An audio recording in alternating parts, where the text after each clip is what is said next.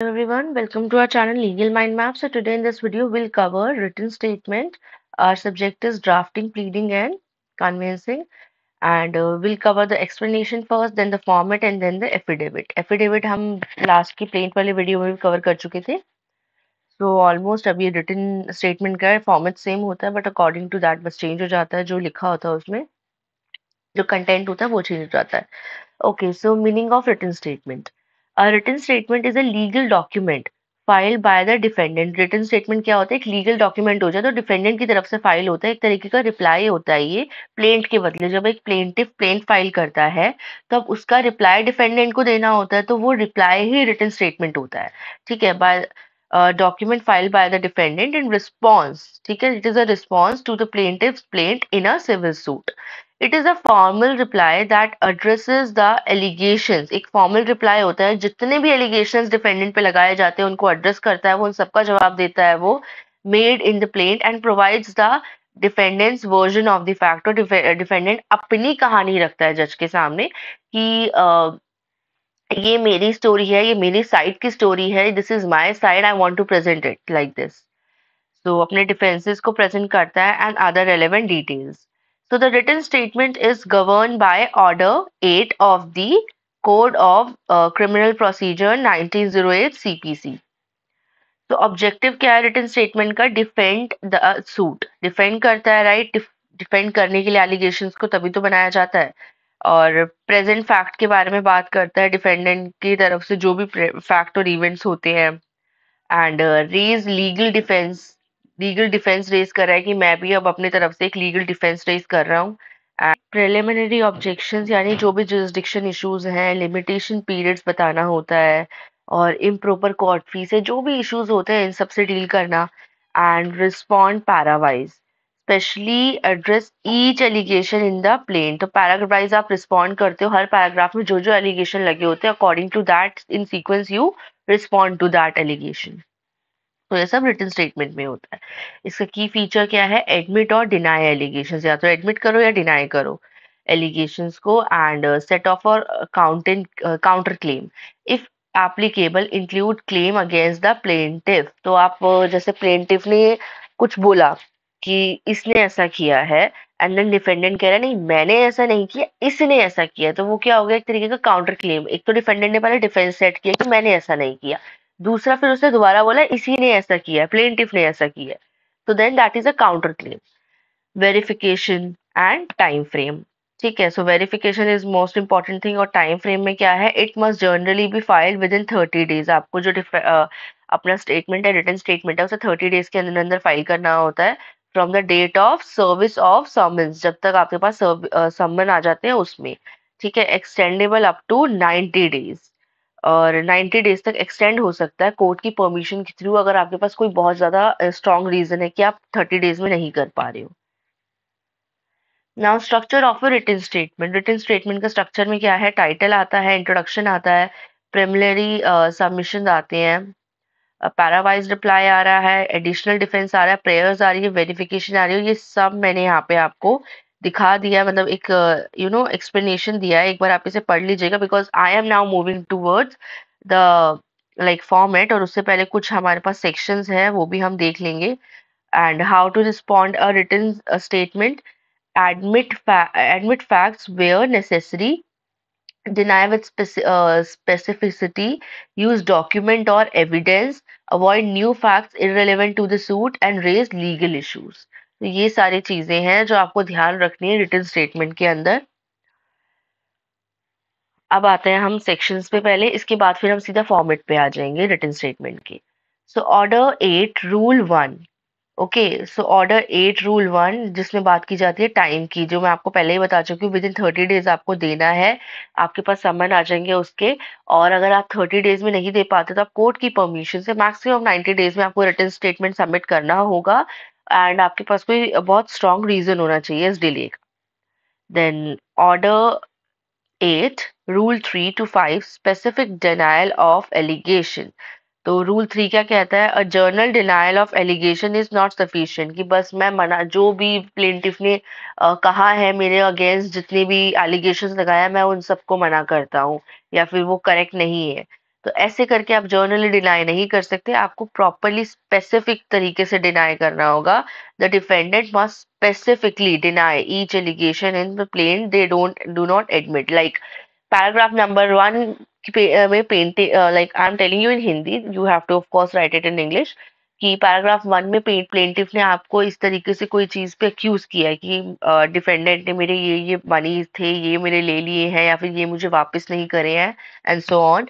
तो आप वही उसी पैराग्राफ को आप लिख के कि in paragraph number 1 plaintiff mention this thing, and मैं इस सब चीजों को डिनाई करता हूँ, ये सब लाइक ये एलिगेशंस झूठे हैं. Like this, you have to mention the paragraph and allegation. Okay, now rule 4. If the defendant denies any allegation of fact, the denial must be specific and not evasion. The defendant should provide a clear and detailed reply to each allegation. तो अब जब defendant deny करेगा तो वो एक तो specific deny होना चाहिए कि नो, मैं इस एलिगेशन को मना करता हूँ. सेकेंड थिंग, उसको आपको एक प्रॉपर रीजन के साथ करना है कि ऐसा कभी हुआ ही नहीं था, ये इसलिए मैं मना करता हूँ क्योंकि इस डेट को तो मैं वहां प्रेजेंट ही नहीं था, ऐसा कुछ भी. ठीक है. देन मतलब जो आपको लिखना है, राइट, ऐसा कुछ भी, मतलब कि जो आपके अकॉर्डिंग जो फैक्ट है वो. Now, Rule 5. If the defendant does not specifically deny any allegation, if the defendant does not specifically deny any allegation, it will be taken as admitted except for allegations that the defendant is not required to admit. Example, legal conclusions. तो अगर कोई भी ऐसा allegation है जो defendant नहीं deny कर रहा है, तो उसे ऐसे अपने आप ही अज्यूम कर लिया जाएगा कि डिफेंडेंट ने एडमिट कर दिया. तो आपको रिटन स्टेटमेंट लिखते टाइम इस बात का बहुत ज्यादा अच्छे से ध्यान रखना है, क्योंकि अभी आप एग्जाम दोगे, ये लिखोगे तो, but when you will practice, जब आप ये रिटन स्टेटमेंट लिखोगे किसी का और अगर एक भी ऐसा एलिगेशन रह जाता है तो वो एक बहुत बड़ा प्रॉब्लम बन सकता है, राइट, जिसका आप रिप्लाई नहीं करोगे. Order 8, Rule 6, counterclaims by the defendant. The rule allows the defendant to file a counterclaim. जो rule है allow करता है defendant को कि counter claim file कर सकते हैं plaintiff के against written statement के साथ. counter claim क्या है कि ना, plaintiff का कहना है कि मैंने उनके लाइक 1 लाख रुपीज लिए हैं, बट जबकि ऐसा बिल्कुल भी नहीं है, plaintiff ने मेरे 3 लाख रुपीज लिए हैं. तो that is a counter claim. पहले तो आपने डिनाई किया है उस फैक्ट को, आप you will explain everything related to the fact. Maybe अगर आपके पास कोई प्रूफ भी हो, कोई बैंक स्टेटमेंट हो, कुछ भी, आप वो रख सकते हो, एंड देन आप काउंटर क्लेम कर सकते हो. इनफैक्ट प्लेंटिफ के पास मेरे पैसे है, तो that will be a counter claim कि आपने उल्टा उसी पर्सन के ऊपर एलिगेशन लगा दिया.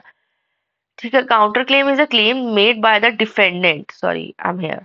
Counter claim is a claim made by the defendant against the plaintiff arising out of the same transaction or subject matter as the plaintiff claims. Okay, so it is treated as a cross suit, and the counter hears the plaint and the counter claim together. The counter claim must be filed within the same timeline as the written statement. जो same timeline written statement की है within 30 days, तो counter claim की भी वही same होती है क्योंकि आप written statement के साथ ही देते हैं उसे. So subject to court's discretion. Now, Order 6, Rule 15, verification of pleading. It's very important. Verification आपको करनी होती है. मैं यहाँ से पढ़ रही हूँ. A person verifying the written statement must state what facts are true to their personal knowledge and what facts are based on the information they believe to be true. कौन से फैक्ट पर्सनल नॉलेज के through एकदम correct, और कौन से fact information जो उन्हें मिली है उसके अकॉर्डिंग करेक्ट है. ये सारी चीजें आप वेरिफिकेशन में अच्छे से लिखेंगे. इंपॉर्टेंट होता है कि आप सारे फैक्ट्स को वेरीफाई कर रहे हो. ओके, नाउ की पॉइंट्स जो है, relevance. The defendant must only address the allegations and facts raised in the plaint, and specific denial देना जरूरी है. काउंटर क्लेम भी कर सकते हैं और वेरिफिकेशन. तो ठीक है, ये सब चीजें कवर कर चुके हैं. Let's come to the draft now. ये आपको कोर्ट का नाम लिखना होगा, आप जो भी आपका कोर्ट होगा, before the honourable civil court, और फिर सिविल सूट नंबर, देन उसके बाद प्लेंटिफ का पूरा इन्फॉर्मेशन, ये आप देख सकते हैं किस तरीके से है, एंड देन डिपेंडेंट का पूरा information, then written statement on behalf of the defendant, most respectfully sheweth sorry. Now preliminary submission आप रखेंगे अपना. Barred by limitation, the suit is not maintainable as the claim is barred by limitation under Section 3 of the Limitation Act. Then improper court fee, no cause of action. Improper court fee में क्या लिखेंगे? The plaint is liable, आप ये सारी plaint की कमियां निकाल रहे हो। The plaint liable to be dismissed as the requisite court fee has not been paid. No cause of action. The plaintiff does not disclose any valid cause of action against the defendant. And weak and baseless allegation, ये सब चीजें आप mention कर सकते हैं, ठीक है, starting में ही। तो उसके बाद फिर आप पैराग्राफ वाइज रिप्लाई पे आ जाएंगे। The content in paragraph 1 and 2 of the plaint matters of record need no specific reply and because it is not required. आप चेक कर लेना चाहे paragraph 1।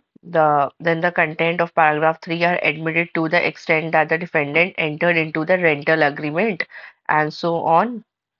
And then paragraph 4 is this, so the defendant always made, या आप explain करोगे कि हमने तो हमेशा पेमेंट दिया था, या जो भी आपके ऊपर वो लगा था, क्यों जो भी आपको एलिगेशंस लगाए गए थे, आप उसको डिनाई करेंगे जैसे आपने यहाँ पे डिनाई किया, are wrong and hence denied. इधर भी paragraph 5 denied, and then you will explain ki why you have denied it. Then the same thing will go in paragraph 6, and then you will explain. So the plaintiff has no basis to claim rupees 25,000 per month for the unauthorized occupation.